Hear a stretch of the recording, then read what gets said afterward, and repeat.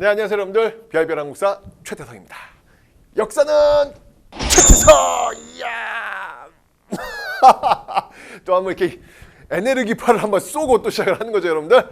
자, 이 단어 어때요? 저 정말 멋진 단어 하나 발견하고 여러분 선물을 드릴게요. 맛있는 하루.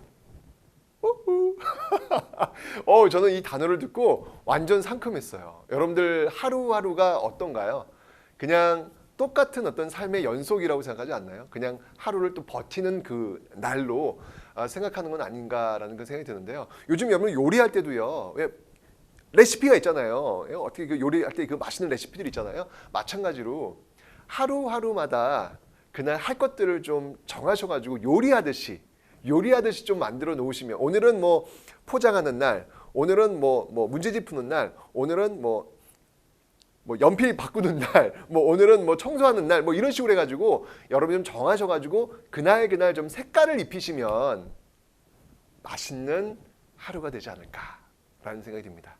그저 무미건조하고 아무렇지도 않고 변화도 없는 그런 날이 아니라 여러분한테 의미 있는 맛있는 하루가 되시길 바랍니다. 여러분과 지금 제가 만나는 이 날은요, 맛있는 하루의 일부가 됩니다. 아, 맛있다. 자, 지금부터 맛있다.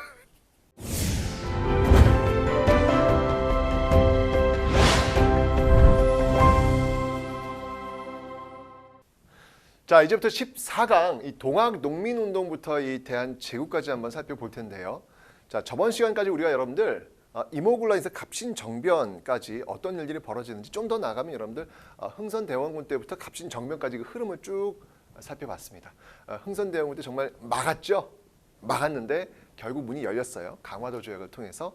그래서 이 통리기무함은 중심의 개화정책을 추진하는 과정 속에서 문제가 발생했고, 그 문제의 첫 번째 신호탄이 바로 이모군란. 그죠? 이모군란 청나라가 진압을 하면서 청의 내정 간섭이 강화되는 것을 반대했던 급진기아파가 또 일으켰던 사건이 갑신정변이다라고 저번 시간에 배웠습니다. 저번 시간에 1시간 넘게 배웠는데 왜 이렇게 짤막하게 정리가 되지? 자, 이번 시간 여러분들 그 갑신정변 그 이후부터 대한제국까지 한 15년 정도, 그 정도였던 시간을 한번 배워보도록 할 텐데요. 이 강의에서 포인트는 뭐냐면요, 특히 1894년을 여러분들이 주목하셔야 합니다. 이 1894년이 왜 주목되어야 되냐면, 이 1894년 같은 해에 큰 사건 3가지가 동시에 벌어져요. 무엇이 벌어지냐면 동학농민운동 벌어지고요, 갑오개혁 벌어지고요, 그리고 청일전쟁 벌어지고요. 네, 이렇게 3가지가 한꺼번에 벌어지고 있기 때문에 여러분들이 좀 정확하게 알아가실 필요가 있다라는 거, 1894년이 이 강의의 포인트입니다. 굉장히 그 부분이 어렵거든요. 저와 함께 잘 따라오시기 바랍니다. 자, 먼저 여러분들 갑신정변이 어떤 영향을 미쳤는지 한번 살펴보도록 하죠. 자, 이 갑신정변은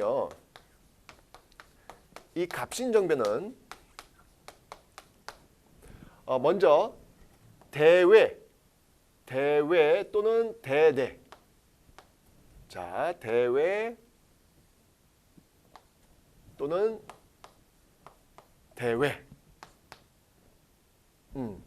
아니죠. 거꾸로 합시다. 거꾸로. 여기를 안쪽으로 가고 저쪽을 바깥쪽으로 합시다. 자, 여기를 대외, 그리고 여기를 대내.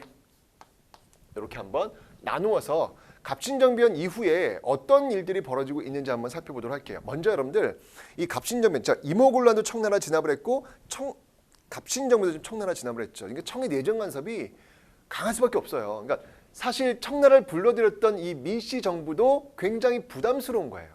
그러니까 청의 어떤 세력을 좀 견제하려고 러시아를 좀 끌어들이려고 해요.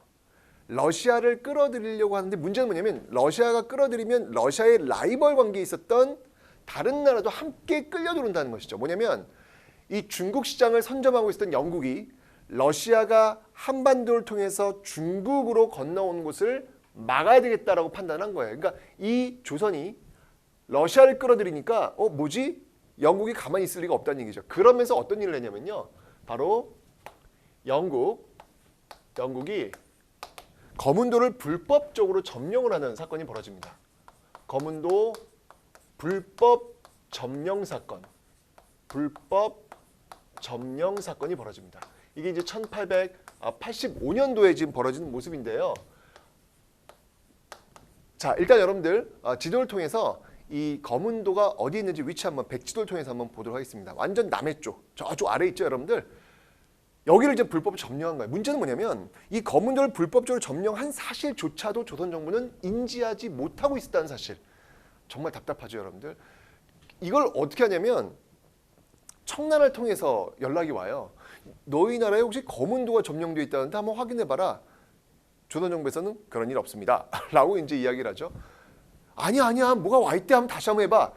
가봤더니 정말 영국 국기가 꽂혀 있는 거예요. 그러니까 얼마나 이게 진짜 이런 일이 벌어지면 참 안 되는데 지방에 대한 어떤 그 통제가 지금 잘 안 되고 있는 어떤 그런 상황이라는 걸 알 수 있겠죠. 자, 결국 이제 이 거문도 불법 점령이 나오는 그 배경들, 그 이유는 뭐냐면 외세를 끌어들였기 때문에 이제 이런 일들이 지금 자꾸 벌어지고 있는 거예요. 여러분 제가 앞강의 설명드렸지만 외세를 활용을 할 수는 있어도 외세에 의지하는 모습을 보이면 이거 한도 끝도 없습니다. 막아낼 수가 없는 거예요. 결국 이제 이런 상황이 되니까 이걸 어떻게 할 것이냐라고 하면서 이때 이제 나왔던 그 주장들이 있어요. 그게 뭐냐면 바로 6.1준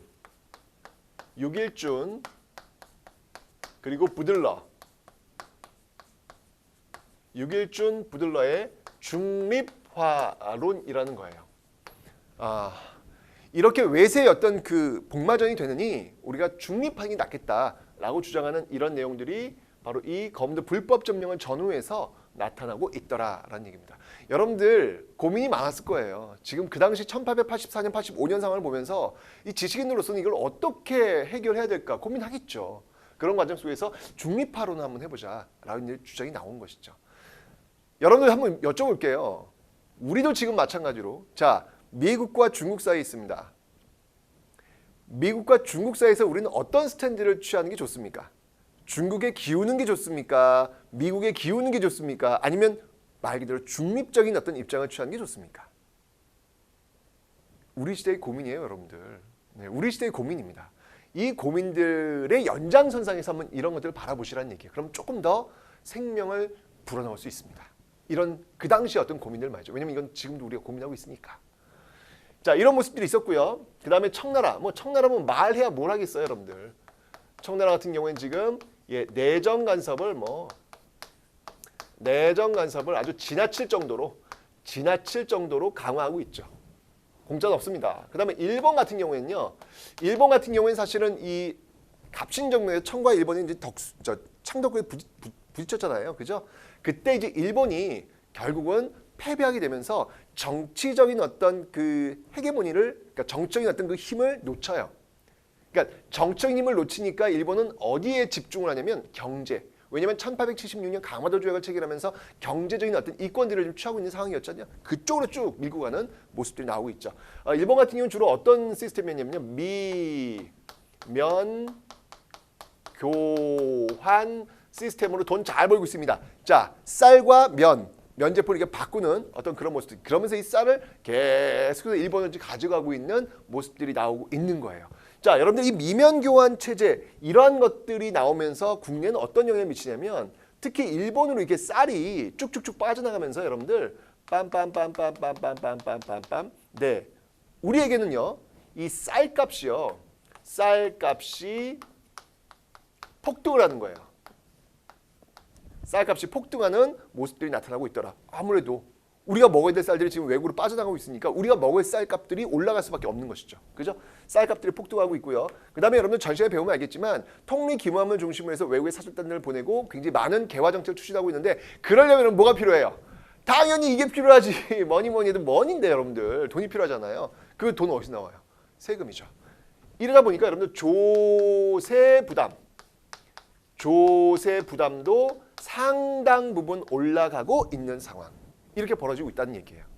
자, 그러면 여러분들 어떤 일이 벌어지냐면 자, 지금 이렇게 외국이 지금 거문도도 불법 점령하고 있죠. 내정 간섭하고 있죠. 막 쌀을 막 가져가고 있죠. 당연히 외세에 대해서 당시 어떤 조선 민중들의 어떤 그 기분은 어떨까요? 안 좋겠죠.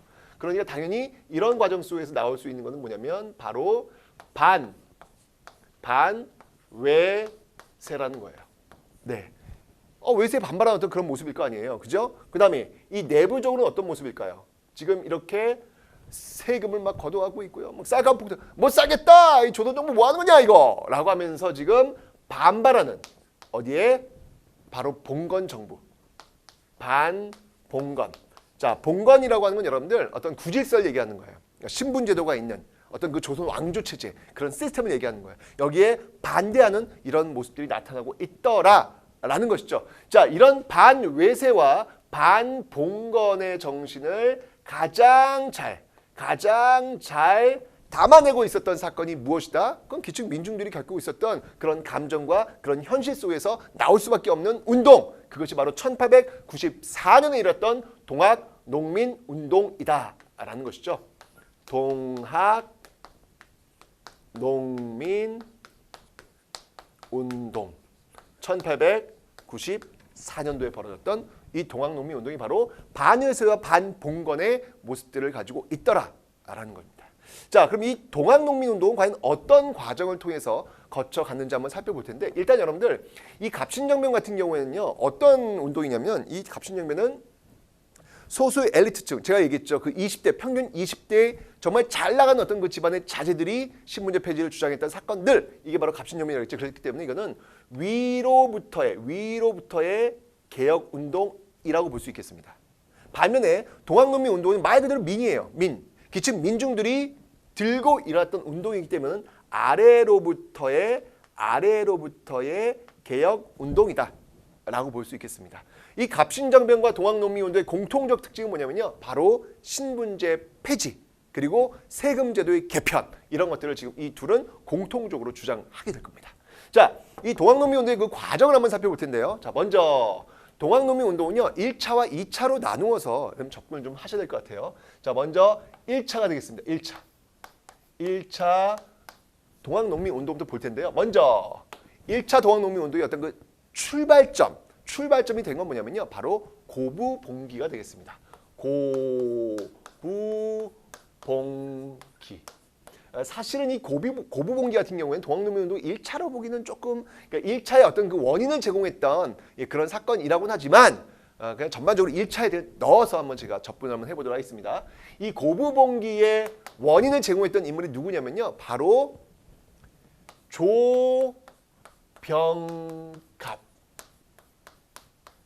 조병갑이라는 인물이에요. 이 조병갑이라는 인물. 자, 이 조병갑이라는 인물이 정말 이 만석보 사건이라 그래가지고 정말 이 탐관오리 이거 어떡하니 이거 진짜 어떻게 한 대 때려주고 보가 있어요. 보라고 하는 건 저수지라고 생각하시면 돼요. 그러니까 물을 이제 가뒀다가 이제 농사철에 이제 물을 대주는 건데 세금을 내야 돼요. 이거 보호 사용료가 있다고 세금 내야 돼. 내면 되지. 문제는 뭐냐면 세금을 더 거두려고요, 그 보를 또 만드는 거. 있는데 또 만들어. 근데 그거 만드는 건 누가 만들어? 농민들이 만들어. 힘들게 농민들이 만들어가지고 힘들게 농민들이 또 세금을 내는 거예요. 그러니까 얼마나 힘들어요. 이게 하면 안 되는 건데 세금을 착취하기 위해서 이제 이런 모습 보이는 거죠. 왜냐면 여러분 아까 얘기했잖아요. 제가 이 당시 어떤 반봉건, 왜냐면 당시 어떤 그 조세 체제에서 세금을 많이 거둬야 되는 상황이었기 때문에 이런 어떤 모습들이 발생하게 되는 것이죠. 결국 이 조병갑 학정에 대해서 못 살겠다라고 일어났던 사건이 바로 이 고부봉기가 되는 거예요. 자, 결국 이 조병갑 후다닥 도망가고요. 어느 정도 농민들의 어떤 그 요구가 들여지는 듯 했어요. 그런데 두 번째 봉기, 바로 백산봉기가 이제 전개가 됩니다. 백산봉기. 자, 이게 왜 전개가 되냐면 이 고부봉기를 조사하러 중앙에서 내려왔던 안핵사 이용태라는 인물이 잘 해결되는 상황에다가 불을 또 지르네. 이 고부봉기의 주동자들을 잡아들이는 거예요. 이렇게 되면서 이 이용태의 어떤 학정으로 인해 가지고 다시 들고 일어났던 운동, 어찌 본다면 이 백산봉기야말로 제1차 동학농민운동의 출발점이라고 볼 수 있는 것이죠. 이때부터 이제 명확하게 전선이 그어지는 거예요. 우리는 지금 저쪽 한성을 향해서 달려갈 것이다 라고 하는 목표가 딱 정해지면서 출발하게 되는 어떤 그런 모습이 나타나게 되는 것이죠. 이게 바로 백산봉기다. 자, 지금부터 출발하는 거예요. 그래서 자, 이 관군들과 이제 싸웁니다. 그게 뭐냐면 황토현 전투. 자, 이 황토현 전투에서 승리합니다. 그리고 더 나아가서 여러분들, 황룡촌 전투에서도 승리합니다. 그리고 더 나아가서 여러분들 어디까지 들어가느냐? 바로 전주성을 함락합니다. 전주성을 함락합니다. 이거 뭐 어마어마한 일이 벌어진 거예요. 전주성까지 지금 함락을 한 거예요. 여러분들 전주, 전라도의 어떤 중심 도시일 수 있는데요. 이 전라도는 어떤 곳이냐면 이 한반도의 곡창지대예요. 이 한반도의 곡창지, 어찌 보면 이 한반도의 이 목줄과도 같은 곳인데 그곳의 중심 도시일 수 있는 전주성이 농민 손에 떨어진 겁니다. 우리 역사에서 이런 사례가 없어요, 여러분들. 이 전라도 곡창지대가 중앙정부로부터 벗어나서 기층 민중들에 의해서 장악된 적이 없었죠. 전주성 함락은 그런 역사적 의의가 있는 것입니다. 정부에서 여러분들 얼마나 놀랬겠어요. 어이쿠 큰일 났다 라고 하면서 여러분들 이때 또 어떻게 하나요? 항상 늘 그래왔듯이 어떤 정부에 문제가 생기면 늘 그래왔듯이 또 SOS를 보내는 거예요. 어디에? 결국은 또 외세, 청나라에 늘 그래왔듯이 또 청나라에 SOS를 보냅니다. 자, 이렇게 되면서 여러분들 청군대가 파병을 합니다. 청나라 부대가 이제 파병을 하죠. 자, 이때 여러분들 청나라 부대가 파병을 할 때 해야 되는 일이 있어요. 어떤 일이냐면 바로 텐진 조약에 의해서, 텐진 조약 아시죠, 여러분들? 텐진 조약. 자, 이 텐진 조약에 의해서 뭐예요, 여러분들? 텐진 조약. 이거 언제 맺은 조약이죠, 이거? 양국이 공동으로 철수하고 이후에 어떤 일이 있으면 통보한다라고 하는 사실. 그죠? 이거 언제 맺었어요, 이건 바로 갑신정변 때. 그죠? 갑신정변 때 체결된 조약이잖아요, 이게. 그 텐진 조약에 의해서 결국은 일본도 파병을 하는 거예요. 일본도 파병을 하는 것이죠. 자, 여러분들 일본은요 1884년 정확하게 10년 전이죠. 갑신정변 때 그 창덕궁에서 그 소규모 전투에서 패한 것들을 기억하고 있습니다. 그리고 10년 동안 갈고 또 갈고 닦아서 10년 뒤에 이때는 정말 뭔가 청나라한테 한번 빚을 한번 갚겠다라고 하는 어떤 그런 각오를 가지고 이때 오는 거예요. 이렇게 지금 청나라 파병, 일본 파병 이러니까 정부도 깜짝 놀란 거죠. 아니 왜 지금 깜짝 놀래? 몰랐어? 그런 사실을 왜 모르면 어떡해? 알아야지. 그 정도는 알아야지. 이래가지고 결국 농민들과 다시 한번 손을 잡으려고 하는 거예요. 이건 아니지. 이렇게 되면 안 되지. 이거 우리 한반도에 지금 청나라와 일본이 전쟁이 벌어질지 모르는 어떤 상황이 벌어지니까 이건 아니지. 라고 해가지고 전주에서 농민군들과 화약을 체결합니다. 이것이 바로 전주화약이에요. 전주화약을 체결하고 있더라라는 것이죠. 자, 이 전주화약을 체결하고 나서 이 농민군들은요 나름대로 이 전주화약을 체결하고 나서 이제 나름대로 농민군들은요 개혁을 또 단행하려고 합니다.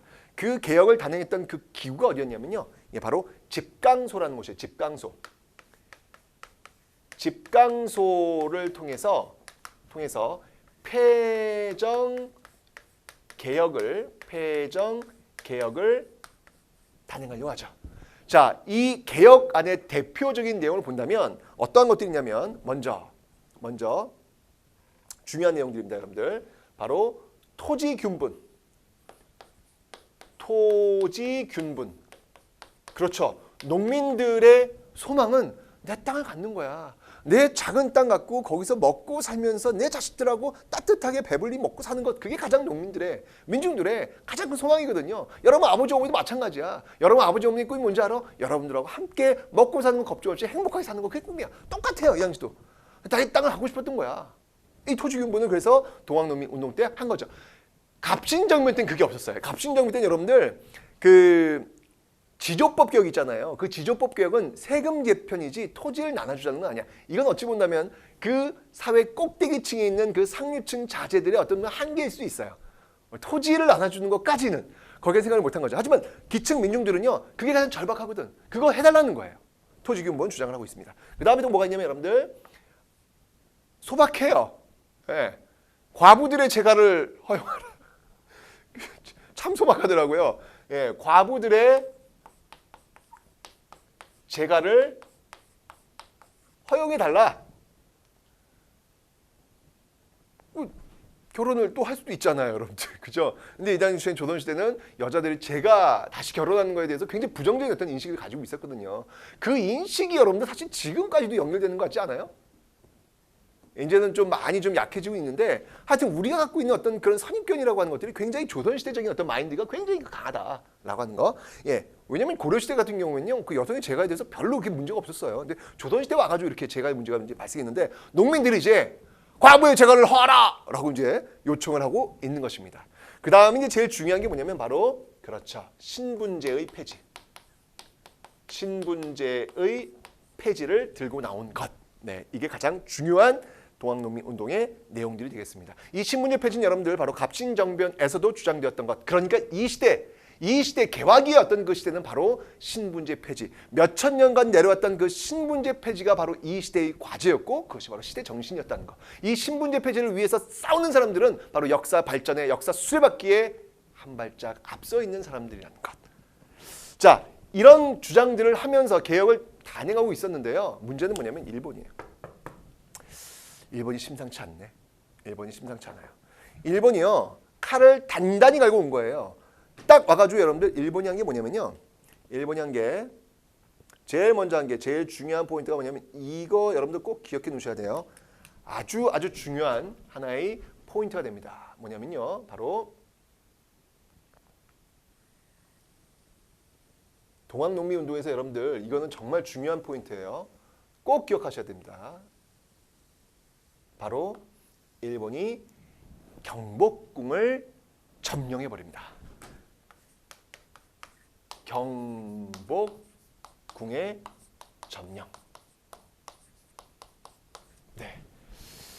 자, 이거 굉장히 중요한 겁니다, 여러분들. 이게 지금 일본이 와가지고 지금 사실은 조선 정부가 SOS를 보냈을 때, 청나라한테 SOS 보냈을 때는 원래 지금 동학농민군을 진압해달라고 보낸 거였잖아요. 그죠? 그래서 텐진 조약에 의해서 일본에 알렸더니 일본이 지금 파병을 했는데 그들은 동학농민군을 진압하려고 하는 게 아니라 인천에 상륙해가지고요. 경복궁을 점령했다는 얘기죠. 그리고 이 고종과 명성황후를 확보한 상태에서 이제 전쟁을 선포하게 되는 것입니다. 전쟁을 선포하게 되는 것입니다. 자, 그래서 여기서 이제 쭉쭉쭉 나가는 거예요. 자, 이제 제가 얘기했죠, 여러분들. 여기서 큰 사건들이 벌어진다라고 설명드렸는데 이게 바로 청일전쟁.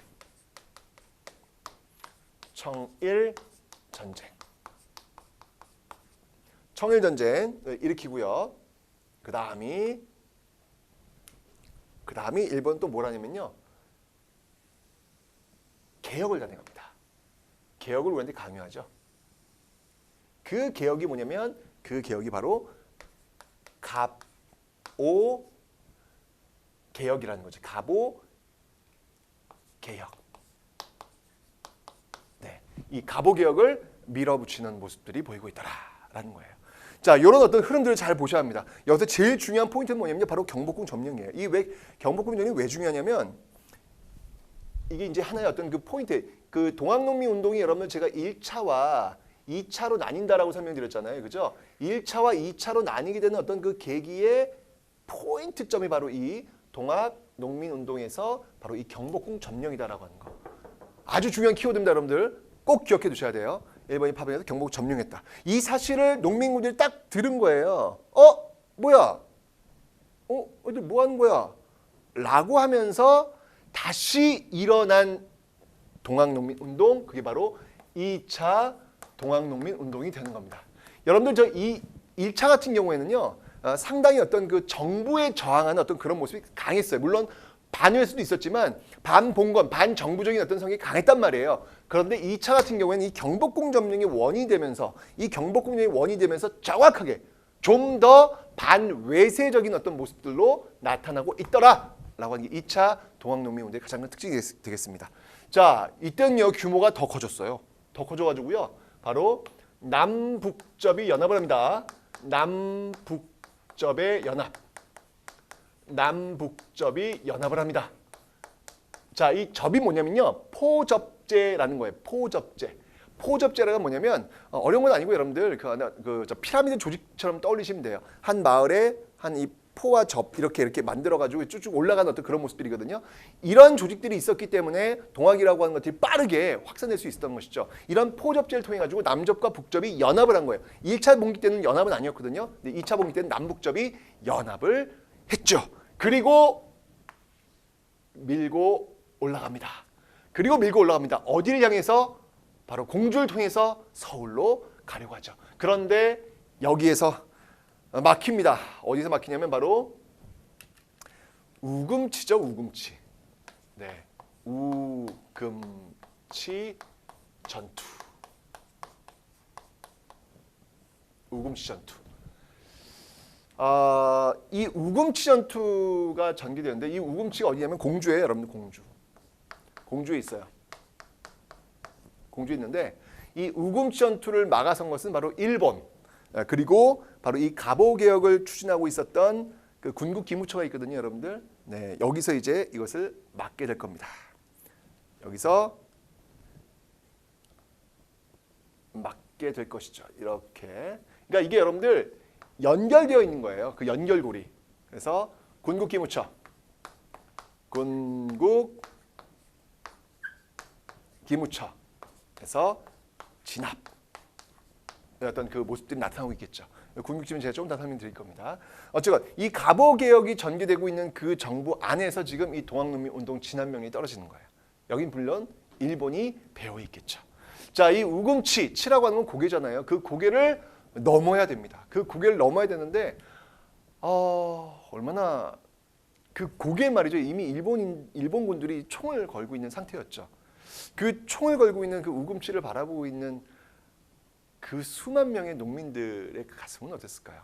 저기를 넘어야 되는데 저기를 넘어야 서울을 향해 가지고 달려갈 수가 있는데 그래서 다시 경복궁을 다시 우리가 찾아내고 우리의 어떤 그 개혁을 계속할 수 있는데 문제는 저 고개를 못 넘는 거예요. 일본군들이 총을 들이대고 있으니까. 결국 이제 그들이 가슴 속에 부적을 달았다고 하죠. 모르겠습니까, 여러분들? 그 부적 달았다고 해서 그 총알이 피해 나간다고 누가 믿겠습니까? 그런데 무서웠던 거예요. 저 위에 총 있는데 어떻게 거기를 갈 용기가 나겠어요. 하지만 그 부적의 힘 하나 믿고 한 발자국 한 발자국 전진했던 그 우금치 아래에 있었던 그 수만 명의 농민들의 모습을 한번 여러분들 떠올려 보시기 바랍니다. 어떤 모습일지. 그 하얀 옷 입은 사람들이 바로 그 시대의 아버지들이었을 겁니다. 죽창을 들고 동학농민과 노래를 부르면서 부적을 달고 우금치를 향해 갔을 그 시대의 아버지들의 모습들. 저는 그 시대 아버지들의 모습들, 그 하얀 베옷을 입고 있는 그 시대의 아버지들의 모습들 속에서 지금 우리 시대에 와이셔츠 하얀 옷을 입고 있는 또는 푸른 블루 옷을 입고 있는 그런 또 우리 시대의 또 아버지들의 모습이 오버랩이 되더라고요. 과거에 떨어져 있는 어떤 그런 사람들이 아니라 지금 내 옆에 있는 사람들과 과거에 있는 사람들을 자꾸 연결시키면서 여러분들 역사를 한번 좀 바라봤으면 좋겠습니다. 결국은 우금치를 넘지 못해요. 우금치를 넘지 못하고 거기서 수만 명이 죽음을 당하게 되죠. 한번 여러분들 한번 물어봤으면 좋겠어요. 왜 그랬냐고. 왜 죽을 줄 뻔히 알면서 왜 그 우금치 밑에서 그렇게 쓰러져 갔냐고. 그럼 그들은 이야기를 할 겁니다. 우리들에겐 꿈이 있었다고. 저 우금치를 넘어서 저 우금치만 넘으면 우리 아이들은 신분제 해방이라고 하는 그 현실을 조금 더 앞당길 수 있을 것이라는 그 꿈 하나로 우리는 우금치를 넘으려고 했다. 그들이 진짜 넘고자 했던 우금치 고개는 넘지 못했지만 결국 우금치를 넘어서 지금 100년의 시간이 지나온 지금 그들의 꿈은 이미 우금치를 넘어서 지금 평등사회를 만들어내고 있죠. 제가 항상 얘기했습니다, 여러분들. 내가 어떤 것을 이루려고 했을 때 혹시 내가 못 이룬다 할지라도 역사의 수레바퀴, 인간의 자유의 확대라고 하는 그 역사의 전진이라고 하는 역사의 발전이라고 하는 그 수레바퀴를 따라가고 있는 사람들이라면 그 꿈이 그때 이루어지지 않는다 할지라도 그 꿈은 뒤에 오는 사람들에 의해서 반드시 이어질 것이고 반드시 이루어질 것이다. 우금치 밑에 있었던 그 농민군들, 그 시대의 아버지들의 어떤 꿈은 바로 그 뒤에 오는 사람들에 의해서 이어졌고 또 지금 현재 우린 평등한 사회 속에 살고 있는 것이죠. 역사는 그렇게 이어지는 겁니다. 자, 이렇게 해서 여러분들 우금천투 이걸로 동학농민운동이 일단은 실패로 돌아갔습니다. 자, 이제 여러분들 갑오개혁을 주도하고 있는 이 세력들, 일본과 어떤 세력들이 있겠죠? 그 세력들이 지금 동학농민운동을 진압을 했어요. 자, 진압을 하면서 이제 갑오개혁을 이끌어 갈 것입니다. 자, 갑오개혁 어떤 것들인지 한번 볼게요. 갑오개혁은요, 크게 1차 갑오개혁과 2차 갑오개혁으로 나눌 수가 있어요. 그 다음에 이제 을미개혁이 또 있을 겁니다. 먼저 1차 갑오개혁부터 한번 살펴볼게요. 여기도 마찬가지로 1차 갑오개혁을 볼 텐데 이 1차 갑오개혁을 주도했던 인물이 누구냐면요. 예, 바로 김홍집이라는 인물입니다. 이 김홍집 이거 어떻게 설명을 하죠, 여러분들? 김홍집이라는 인물인데요. 여러분들 김홍집 어디서 들어봤죠? 옛날에 80년대에 한번 정말 전국을 막 쑥대밭으로 만들어놨던 그런 장본인이기도 하잖아요. 김홍집 2차 수신사로 파견되어서 일본에서 황춘신의 조선 책략, 러시아를 막기 위해서는 미국과 수교해야 된다라고 하는 그 조선 책략을 가지고 와가지고 열람토록 해가지고 영남 만인소 유생들 막 들고 일하게 만들었던 1880년대의 어떤 그 격동의 한 시대를 열어놨던 그 인물이 바로 김홍집이잖아요. 온건파의 대표입니다. 급진파의 대표적인 인물이 이제 김옥균이라면 온건파의 대표적인 인물이 바로 이 김홍집이 되겠죠. 이 김홍집이 바로 이 갑오개혁을 이끌고 있죠. 물론 여기는 여러분들 흥선대원군이 또 등장을 해요. 뜬금없다. 왜 갑자기 또 흥선대원군이냐. 이거 흥선대원군 이미 배웠는데 라고 했는데요. 흥선대원군은 그 이모군한테 끌려가잖아요. 예, 그리고 몇 년 뒤에 돌아오고 나면서 계속해서 어떤 다시 한번 자신의 권력을 되찾기 위한 노력을 많이 하거든요. 이때 한번 다시 얼굴을 나타내고 있습니다만 큰 영향력을 끼치지 못해요. 여기 중심은 뭐냐면 이 김홍집 그리고 그 배후에 있는 일본. 그 일본이 지금 주도하고 있는데 이 1차 갑오개혁을 이끌고 있었던 조직이 있어요. 여러분들 1880년대 그 개화정책을 이끌고 있었던 조직이 어디라고 그랬죠? 그게 바로 통리 기무아문이라고 설명드렸잖아요. 그죠? 여기 이 1차 갑오개혁 때는요. 어떤 기구가 끌고 있었냐면 바로 군국기무처. 군국기무처가 이 개혁의 핵심적 브레인 역할을 하면서 끌고 가고 있더라. 라는 거 꼭 기억해 놓으시면 되겠습니다. 자, 그러면 어떤 개혁들이 전개되고 있었는지 그 개혁의 내용들을 한번 정치, 경제, 사회로 나눠서 한번 살펴보도록 하죠. 먼저 정치면에서는 여러분들 의정부 6조 체제, 그죠? 이제까지 여러분 조선시대 세워지면서 의정부 6조 체제라고 우리가 조선시대 배웠잖아. 의정부 6조 8도 체제 배웠잖아, 그죠? 중앙 행정 조직들에 대한 변화가 있습니다. 바로 의정부 6조 체제를 의정부 8아문 체제로 바꿉니다. 2호 예병 현공 뭐 이런 것들 뭐 탁지아문 뭐 이런 식으로 바꿨다는 얘기예요. 특히 여러분들 이 아문 중에서 여러분들 기억해야 될 아문이 있어요. 뭐냐면 경제 면에서의 기억도 많이 있는데요. 먼저 이 도량형의 통일. 도량형이라고 하는 건 뭐냐면 길이하고 무게예요.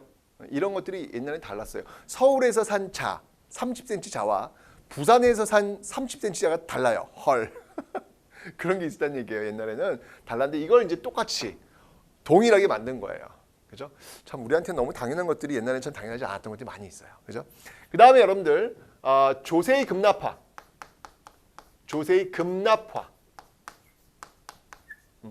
도량형을 통일시켰다는 건 동그라미 쳐야 되겠다. 예. 그 다음에 조세의 급납화.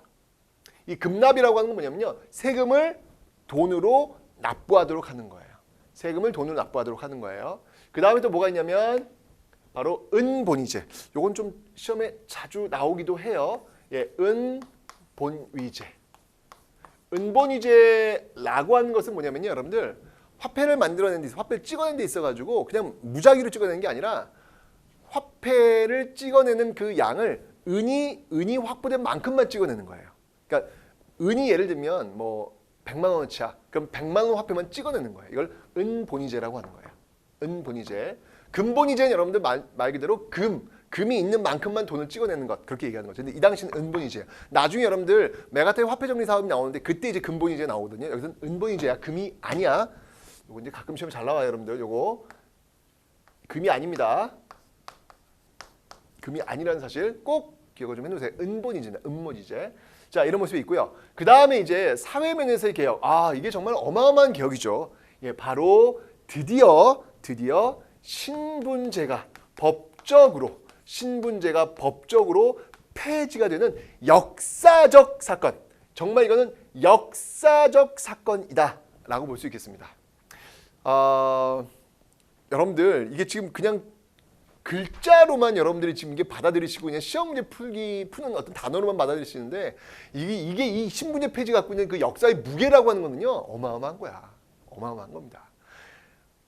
여러분들 저 같은 경우에는 진짜 이 1894년 이 신분제 폐지 가부개혁 이게 바라볼 때마다요 감사해요. 아무리 봐도 제가 한번 추적 조사를 해봤거든요. 저희 집안을.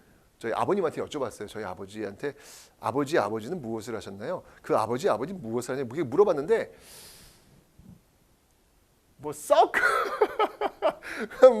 썩 그렇더라고요. 그래서 봐서 내가 볼 때는 우리 집안은 이 상민일 가능성이 있겠다. 물론 이럴 수는 있어요. 우리 집안이 예전에 조선 후기에 와가지고 몰락한 잔반의 집안으로 이렇게 변변찮게 살아오다가 이렇게 일 수도 있겠지만 어쨌건 간에 그건 추측이고 지금의 어떤 그 경로를 뒤집어 보면은 우리 집은 상놈 집안일 가능성이 많다는 얘기죠. 근데 만약에 이 가보개혁이 없었더라면 제가 여러분들한테 이렇게 강의를 할 수 있었을까요? 제가 학교에서 말이죠. 그 양반집 도령한테 야, 너 그 쓰레기 너 안 주워? 어이구. 그랬다가 그냥 멍석을 말아가지고 이게 뭐냐 막 멍석 말하면 당했을 거야 아마. 그죠? 세상이 좋아졌다. 저는 그래서 이 1차 가보개혁 때 있었던 이 신분제 폐지가 주는 그 역사의 무게라는 거, 그건 여러분도 한번 느껴보셨으면 좋겠어요. 단순하게 신분제 폐지 이렇게 쓰는 게 아니라 이 세 글자를 만들기 위해서 신분제 폐지라고는 그 5개 글자를 만들기 위해서 얼마나 많은 사람이 싸워왔는지.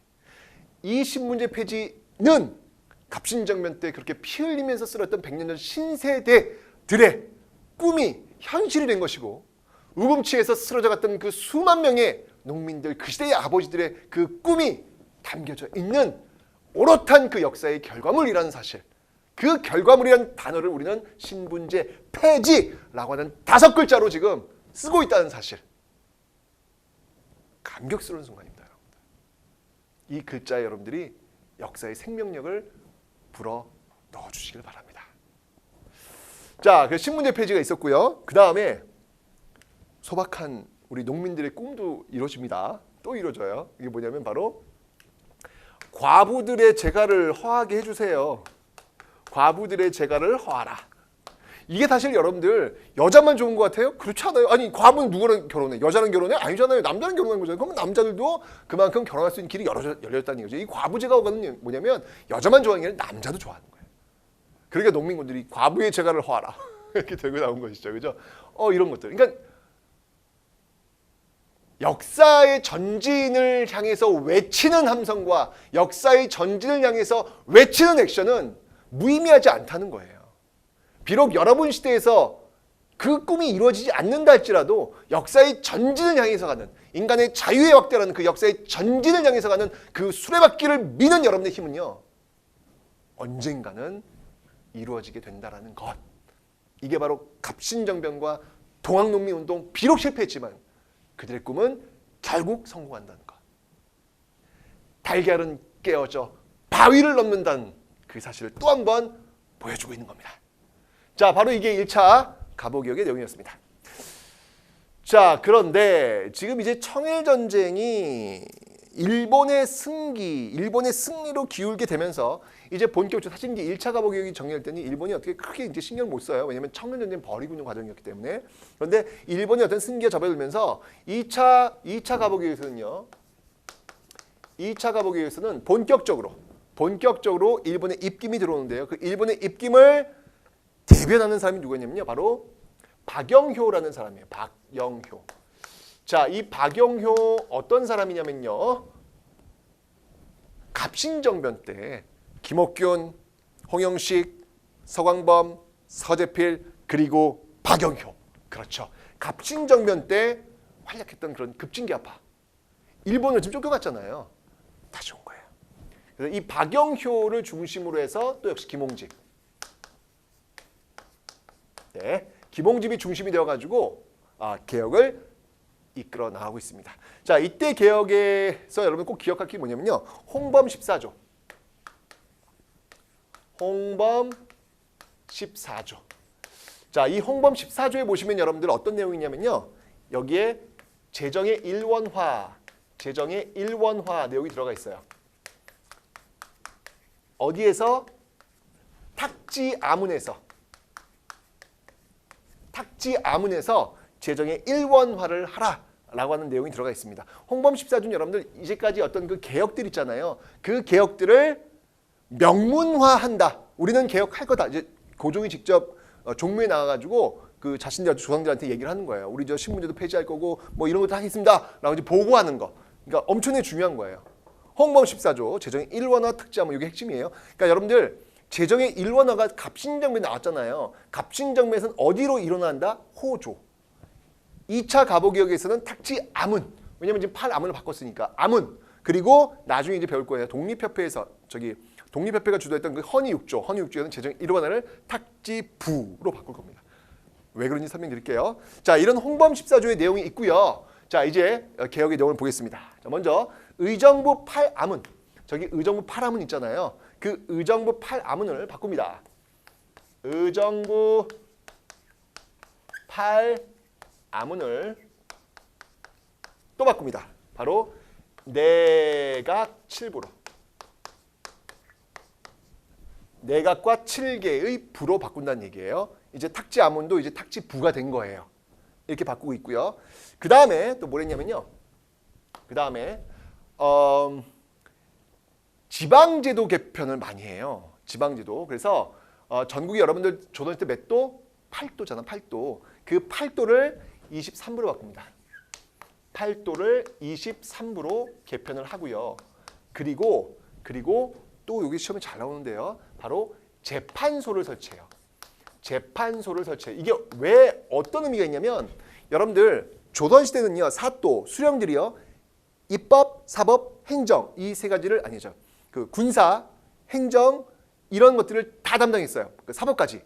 그러니까 여러분 기억나시죠? 그러니까 그 마을에 죄를 졌어. 그러면 끌려오잖아. 사도 앞에서 사도가 이제 뭐가 억울한지 이야기해보거라 얘기하잖아요. 사도가 재판관 역할까지 한단 말이에요. 사법 기능을 한단 말이에요. 행정은 당연하고요. 그 군사 기능까지. 이 세 가지를 다 하고 있었는데 이 갑오 2차 개혁 때요. 여러분들 재판소를 설치했다는 건 뭘 의미하는 거면 그 사도, 지방관의 사법권을 뺏어왔다는 걸 의미하는 거예요. 즉 사도, 지방관의 역할은 줄어들게 되는 것이죠.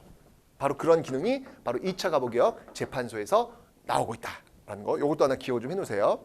그 다음에 이제 여러분들 이때 또 교육에 대한 또 개혁이 있습니다. 그게 뭐였냐면 바로 교육 입국 조서라는 거예요. 교육 입국 조서. 네. 근대적인 학제를 이때 만들고 있다.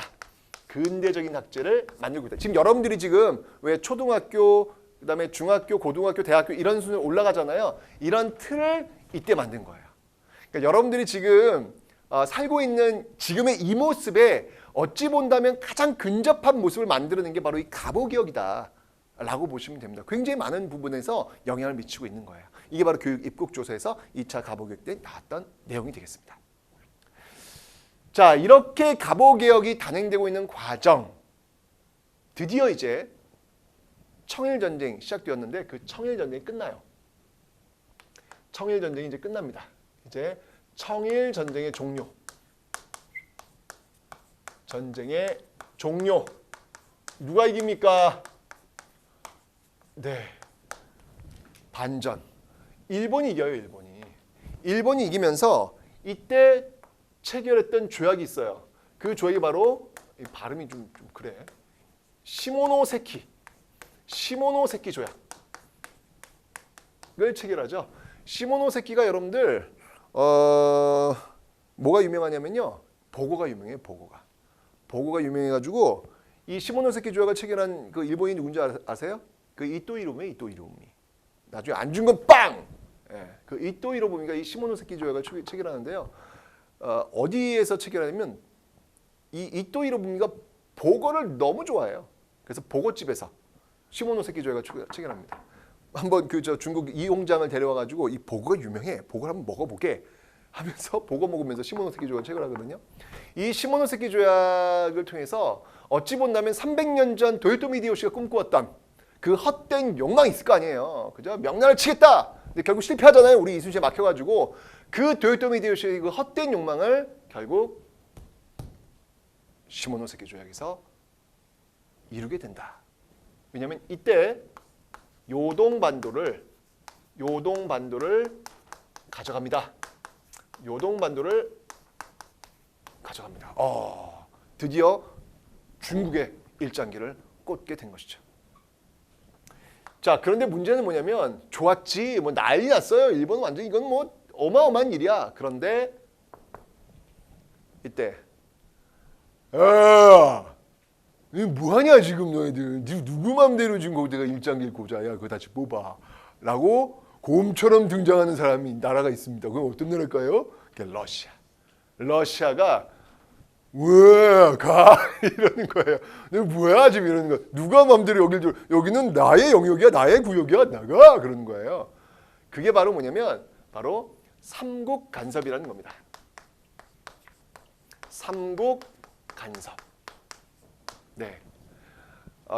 일본이 어땠을까요? 돌려줘야죠. 러시아랑 그때 싸울 수 있는 어떤 그런 힘은 아니었거든요. 청나라를 깨긴 했지만 그렇다고 해서 러시아를 깨는 것은 부담스러웠거든요. 결국은 눈물을 흘리면서 다시 돌려줍니다. 이 모습을 본 거야. 누가? 명성황후가. 뭐야? 아니 그 일본이 청나라를 무너뜨린 저 일본이 최고일 줄 알았는데 저 일본을 가볍게 눌러주는 나라가 있네? 러시아네? 그러면 러시아랑 한번 손을 잡아볼까? 라고 생각을 한 거예요. 또 외세. 또 끌리는 어떤 그런 한계가 보이는 것이죠. 그런데 그때 일본이 독을 품고 있었죠. 비록 러시아로 인해 가지고 정말 뼈아프게 저 요동반도를 잃어버렸지만 그렇다고 해서 힘겹게 얻은 강화도 조약을 통해 가지고 정말 힘겹게 얻어내고 있는 일본의 지분을 또 그것마저 뺏길 수는 없어. 라고 해서 그 러시아와 친해지려고 하는 그 중심에 있었던 인물 누구? 바로 명성황후를 칼로 시해하게 된 것이죠. 명성황후에 대한 평가가 어떻게 나올는지 모르겠지만 그렇다고 해도 일국의 국무를 낭인들이 들어와 가지고 그 칼로 낭자하게 살해하는 것, 이거는 만행입니다. 이건 엄청난 폭력이죠. 이거는 야만이죠, 야만. 그런 모습들을 가능했는데 여러분들 그 규슈에 가시면요, 후쿠오카 그쪽에 가시면요, 그 명성황후를 시해했던 그 칼을 보관하고 있는 신사가 있어요. 거기도 한번 여러분 가셔가지고 보여주지도 않으려고 하더라고요. 꼭 한번 그래도 한번 들러보시기 바랍니다. 자, 그 사건이 바로 을미사변이라는 것이고, 이 을미사변을 이면서 명성황후를 제거하고요, 일본은 을미개혁을 단행합니다. 을미개혁을 단행합니다. 자, 그 을미개혁의 핵심적인 내용은 뭐가 있냐면요, 바로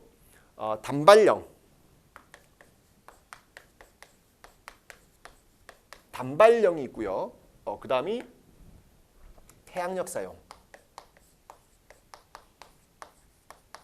양력과 음력 있잖아요, 여러분. 지금 우리 양력 쓰잖아요, 그죠? 이때부터 태양력 사용이 되었고요. 단발령이 여러분 지금 사실 우리가 지금 단발이죠. 제가 단발이잖아요. 여러분 단발이잖아요. 지금 그게 이제 이때부터. 근데 이게 여러분들 이거 엄청난 문화 아노미의 어떤 현상을 가져올 수밖에 없는 거예요. 왜냐하면 몇천 년간 우리는 먼 긴 머리를 상투를 틀면서 살아왔거든요. 뭐 위만조선 넘어올 때도 왜 위만조선이 고조선을 계승했느냐를 그 근거가 상투를 틀고 있다는 그거 하나 나오고 있거든요, 여러분들. 그렇게 오래된 역사가 그게 상투예요. 근데 그걸 잘라버린다? 신체 발부는 수지부모로 하였거늘. 거기를 이렇게 잘라 자살이 막 빈번해지고요. 사람들이 서울에 안 올라가지고 서울의 물가가 폭등하는 어떤 그런 일들도 벌어지는 것이죠. 이렇게 막 밀어붙이는 거예요. 자, 이렇게 일본이 정말 국모를 시해하고 이렇게 문화적으로 충격이 올 수 있는 일을 막 밀어붙이는 어떤 이런 일들이 단행되고 있는 과정, 이렇게 정말 일본의 영향력이 팽창하고 있는 과정에 반전의 사건이 하나 벌어집니다. 반전의 사건.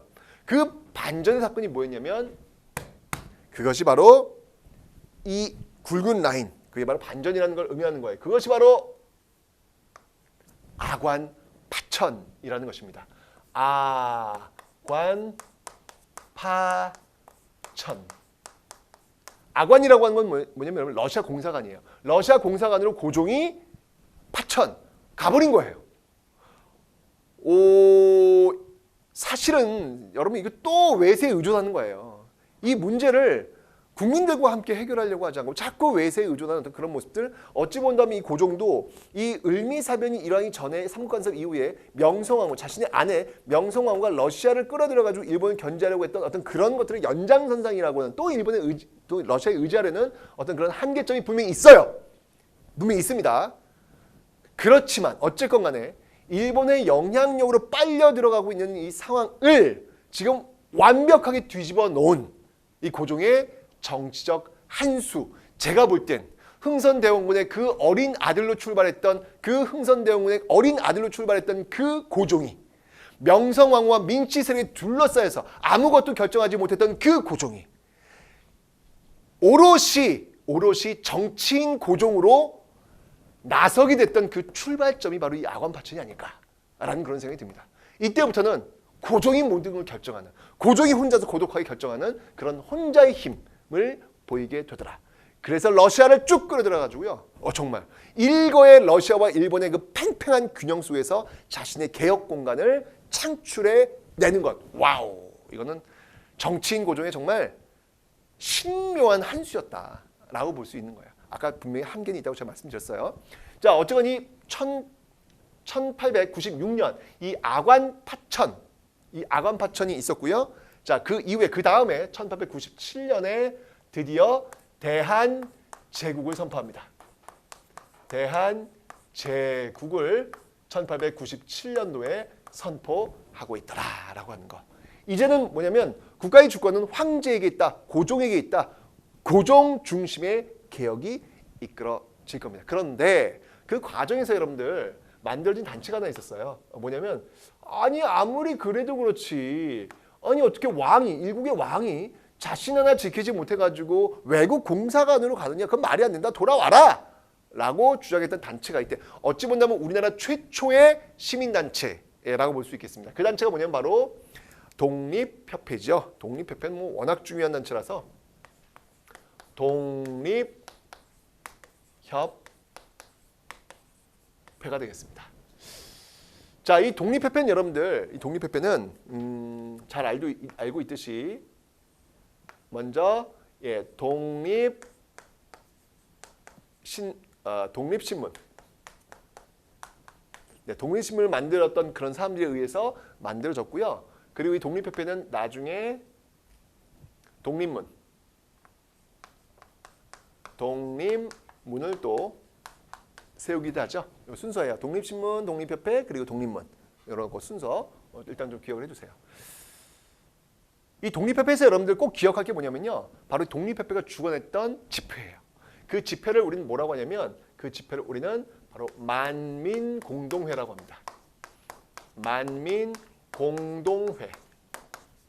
네, 만민공동회라고 하는데 이 만민공동회, 와우, 종각 주변에 모여가지고요. 사람들이 모여서 열변을 토하면서 이야기를 하는 거예요. 지금 러시아가 저령도를 조차하려고 하고, 지금 러시아는 여러분들 지금 아관파천 해가지고요, 뭐 이때 이제 열강의 이권 침탈의 절정에 이릅니다. 안 그러겠어요, 여러분들? 내가 얘기했잖아요, 여러분들. 세상에 공짜는 존재하지 않아요. 외세 끌어다 혈맹 도와주세요. 도와주면 그게 끝나는 거 아니에요. 그만큼의 뭔가 줘야 된단 말이에요. 그러니까 이 아관파천을 계기로 해서 열강의 이권 침탈이 막 올라가는 거예요. 그 중심에 러시아가 있을 거 아니야, 그죠? 가장 핵심적인 세력이 지금 러시아란 말이에요. 그런데 그 러시아가 요구한 게 있어요. 저령도가 어디냐면 지금 부산 그 앞바다 그 있는 영도다리, 영도라는 섬인데 지금 이제 연결돼 있죠. 그 저령도를 달라고 하는 거예요. 조차 빌려달라고 하는 것이죠. 아주 오랜 기간 동안 빌려달라고 하는 거죠. 왜냐하면 러시아에서 배가 쭉 내려오면은 나중에 이게 연료를 바꿔야 되는데 연료를 창고가 필요했던 거지. 거기다 이제 연료 창고 되겠다라고 저령 달라라고 얘기를 한 거야. 그러자 만민공동회를 열어서 이 독립협회 이 회원들과 이 시민들이 있을 수 없다. 저령도조차 반대한다. 반대한다. 그러진 않았을 거고요. 지금처럼 이러진 않았을 것이고 어쨌건 그렇게 반대를 했던 거예요. 결국 어떻게 된지 여러분들? 결국 러시아의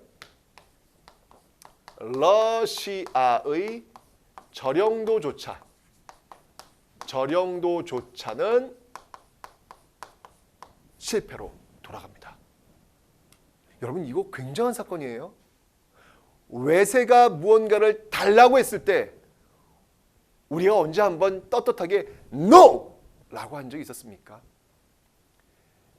임오군란을 일으켰을 때 체결했던 조청상민수령 무역장정 재물포조약, 갑신정변이 일어났을 때 체결했던 그 한성조약, 한성조약 너무 심하잖아. 그 갑신정변의 그 원인을 제공했던 일본이 배상금을 지불하라니까 배상금을 지불했단 말이죠. 왜? 그들의 힘이 세니까. 근데 그 일본만 더 센 나라, 그 러시아가 아간파천의 어떤 그 덕이 있는 그 러시아가 저령도 달라는데 그걸 지금 막아내겠다는 얘기예요. 누가? 바로 독립협회와 거기에 있었던 시민들이 민의 힘을 보여준 겁니다. 민의 힘을 보여준 거예요. 여러분들 지금 굉장히 기울어져 가고 있는, 어려워져 가고 있는 그런 상황 속에서도 이걸 다시 원위치로 돌릴 수 있는 사람들은 바로 민이라고 하는 것을 확인하는 그런 순간이 바로 이 독립협회 만민공동회라는 것이죠. 굉장히 큰 힘을, 에너지를 보여준 거예요. 자, 이렇게 되면서 여러분들 정부에서도 뭐야? 민의 힘이 센데? 라고 해서 슬쩍 한번 귀를 기울이죠. 그러면서 이 만민공동회에 관리들이 참여합니다. 그래서 만민공동회 관리가 참여했다라고 해가지고 이걸 뭐라고 하면 관민공동회라고 그래요. 관민공동회. 관민공동회.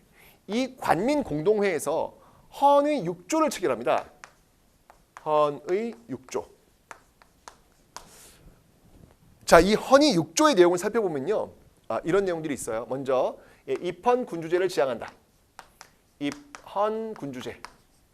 자, 입헌군주제는 뭐냐면요. 여러분들 왕은 존재해요. 그런데 절대군주제는 아니야. 왕이 곧 법은 아니고요. 왕도 이 법에 의해서 규정받는 거예요. 일본 같은 경우가 지금 입헌군주제, 영국도 입헌군주제. 왕은 있으나 힘이 없잖아요. 그죠? 그런 입헌군주제를 지향하는 모습들 보이고 있고요. 그 다음에 경제적으로 여러분들 재정의 일원화. 재정의 일원화 또 나왔어요, 여러분들. 재정의 일원화. 자, 어디로? 탁지부로. 자, 재정의 일원화. 요 탁지부가 여기 또 키워드라고 설명드렸어요. 갑신정변 14개조 개혁안에서 재정의 일원화는 어디로? 호조로. 그다음에 그 홍범 14조의 재정의 일원화에 있는 내용은 어디로? 탁지아문으로. 그리고 헌의 6조에서는 탁지부로. 이런 재정의 일원화를 어디로 해야 되느냐? 그 단어를 가지고 호조야? 호조면 이거 갑신정변이네. 탁지아문이야? 요거 2차 가보기야. 저 홍범 14조네. 탁지부야? 요거 독립협회 헌의 6조. 이렇게 연결하시면 돼요. 그러니까 중요한 거예요. 탁지부라는 거. 탁지부인지 탁지아문인지 호조인지 잘 봐주세요. 그 다음에 피고의 인권을 존중하라. 피고의 인권을 존중하라. 여러분 이거 되게 큰 거예요. 왜냐면 인권이라고 하는 단어는요. 우리나라에 존재하지 않아요. 세종대왕께서는 인권이라는 단어는 모르십니다. 왜냐면 이 인권이라고 하는 단어는 근대적인 단어예요. 우리는 너무 익숙하죠. 하지만 옛날 사람들은 전혀 이게 뭔데? 인권이 뭔데? 아무도 이해를 못해요. 그런데 심지어 일반 사람들의 인권도 아니고 피고의 인권이라는 거예요. 감옥에 잡혀가서 죄를 지금 논하는 그 사람의 인권마저도 존중해달라라고 주장하는 근대적인 단어가 여기 등장하고 있다. 이게 바로 관민공동에 나온 단어죠.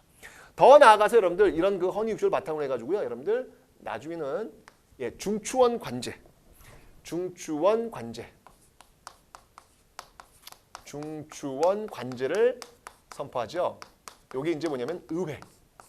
그러니까 의회 설립 운동까지도 지금 하고 있더라라는 이야기죠.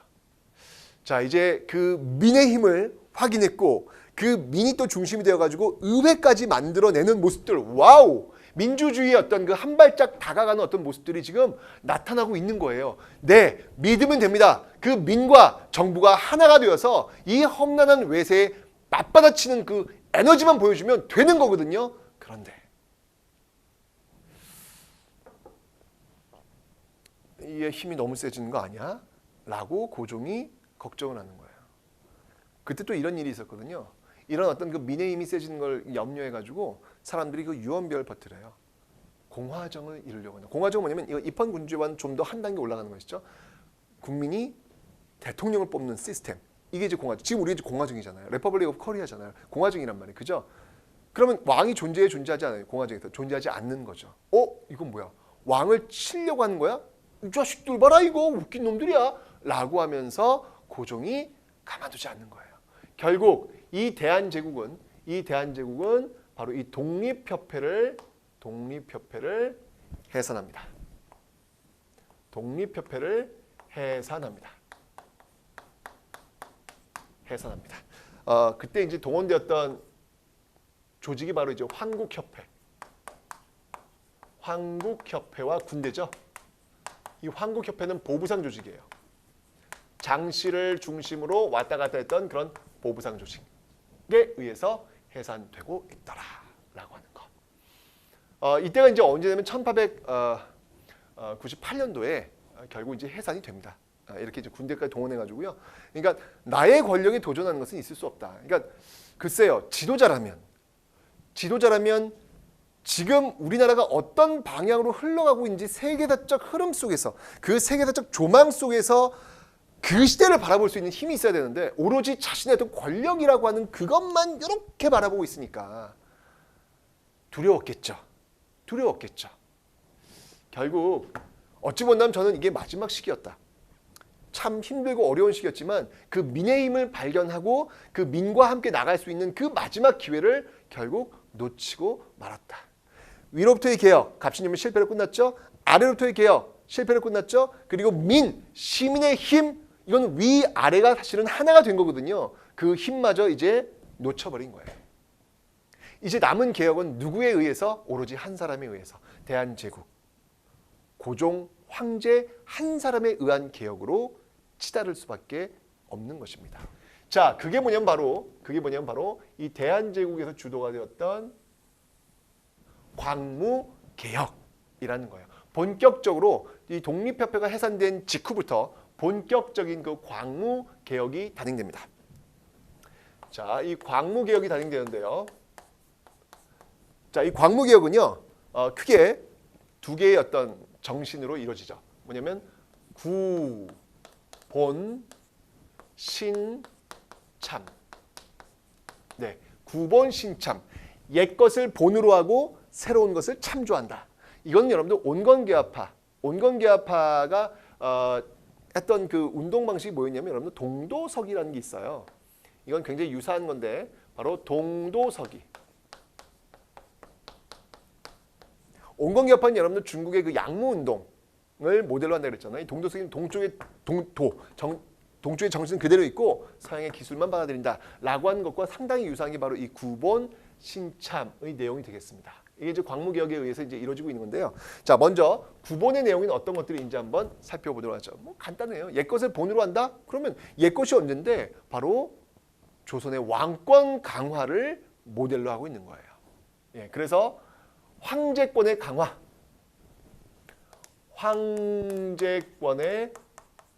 강화를 보여줍니다.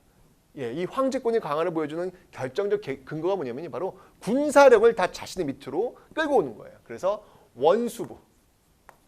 원수부를 설치해서 모든 권력은 황제로부터 나온다라는 것을 실현하려고 하죠. 그런 거 보면 이거는 여러분들 자신의 아버지 흥선대원군의 개혁과 유사하죠.